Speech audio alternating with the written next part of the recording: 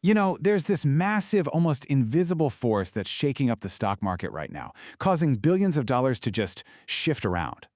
Today, we're going to pull back that curtain and explain exactly what this powerful player is doing, and more importantly, what it means for your money. So have you been looking at the market lately, just scratching your head, wondering why some of these big, stable, blue-chip stocks are suddenly taking a nosedive, even when there's no bad news? Well, it's not just random market noise. There is a really deep structural shift happening behind the scenes, and it all comes down to one powerful, invisible force. All right, so this whole story leads back to a player that, honestly, most of us have probably never even heard of. But this player directs trillions of investment dollars all around the globe. It's an index provider called MSCI, and right now, they are the invisible hand that is absolutely guiding the market. And believe it or not, this whole thing kicked off with just one single complaint. See, an investment fund tried to buy shares in a company that was listed on an MSCI index, but they couldn't. The shares just weren't there to be bought. So they went back to MSCI and basically asked, hey, how can you call a stock investable if we literally can't invest in it?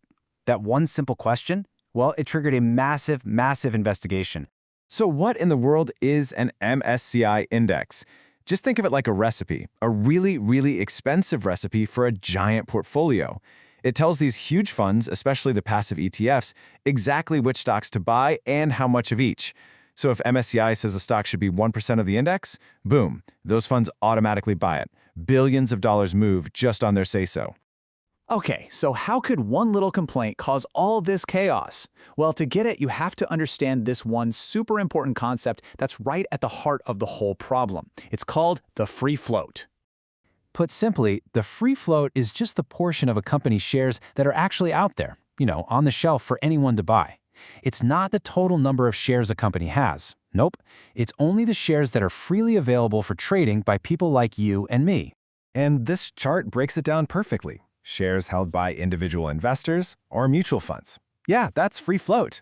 But what about shares that are locked up by governments or the company founders or big strategic partners who have no intention of selling? That is not free float. And here's the kicker. The problem MSCI found was that a huge chunk of stock that was thought to be free float was actually locked up tight. So once MSCI figured this out, they had this huge uh-oh moment. It forced them to recalculate everything for the entire Indonesian market. And the consequences? They were massive. Here's how it all went down step by step. First, some brand new data came out showing exactly who owned what. Then, this data revealed the real free float for a lot of companies was way, way lower than anyone realized. That meant MSCI had to completely redo their math and recalculate the index weights. And here's the big one, step 4. All those giant funds that just follow the recipe, they were now forced to sell billions of dollars in stock to match the new, smaller weights. And the scale of this forced selling is just staggering. We're not talking about small potatoes here.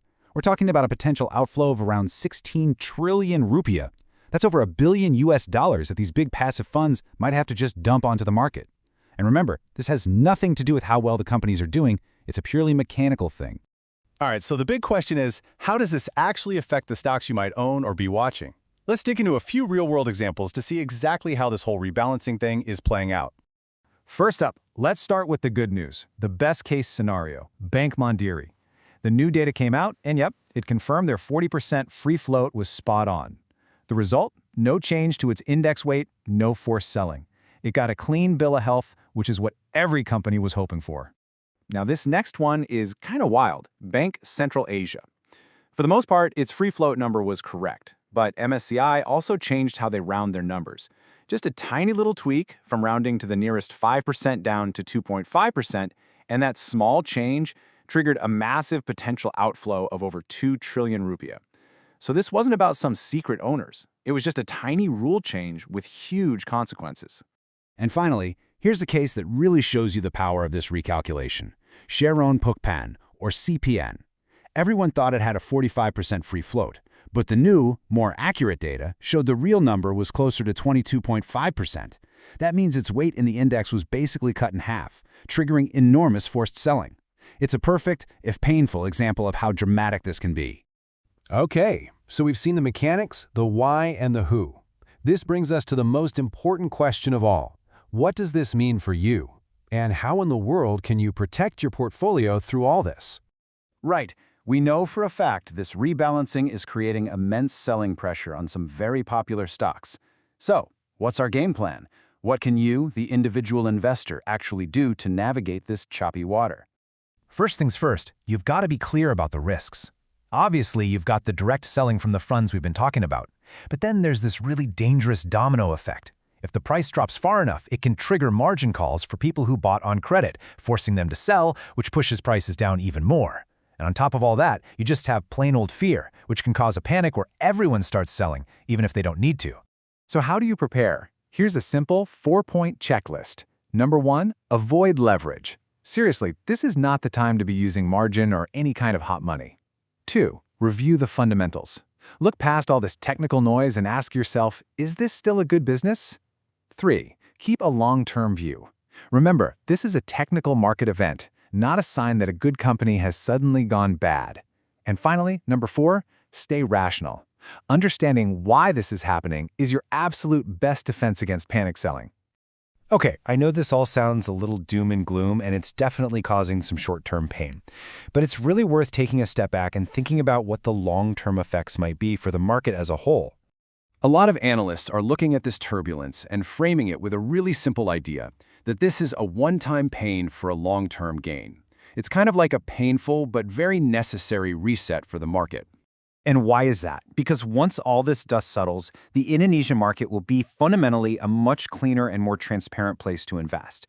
And that improved integrity, that makes it a far more attractive and reliable destination for big global investors who might have been a bit hesitant before.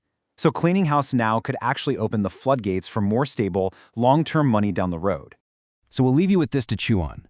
Could this whole billion-dollar rebalance, with all of its short-term pain, actually be the healthy, tough medicine the market needed to mature and attract that next big wave of global investment? Definitely something to think about. Thanks for tuning in.